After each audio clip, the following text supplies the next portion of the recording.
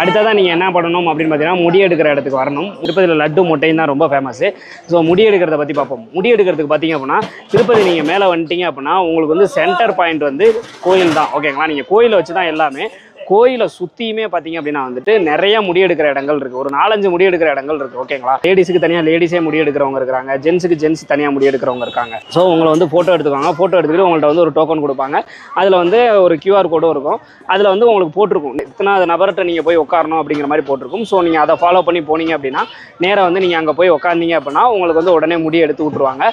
உள்ளரையே வந்து பார்த்தீங்க அப்படின்னா வந்துட்டு குளிக்கிறதுக்கு வசதி, சுடுதண்ணி வசதி எல்லாமே உள்ளரையே இருக்குது. நீங்கள் எங்கேயுமே வெளியே அலையவே தேவையில்லை. ஸோ முடி எடுத்துகிட்டு அப்படியே நீங்கள் குளிச்சுட்டு அப்படியே வெளியில் வந்துடலாம். இதில் ஹைலைட்டே என்ன அப்படின்னா நீங்கள் ₹1 கூட இதுக்கு காசு கொடுக்க வேண்டியதே இல்லை. இப்போ யாருமே வந்து காசெல்லாம் உங்கள்கிட்ட கேட்க மாட்டாங்க. இதுக்கு ₹1 கூட செலவு இல்லாமல் தான் வந்து இந்த முடிக்காணிக்கை வந்து திருப்பதியில் வந்து எடுத்துக்கிட்டு இருக்காங்க அப்படின்றது ஒரு பெரிய ஹைலைட்.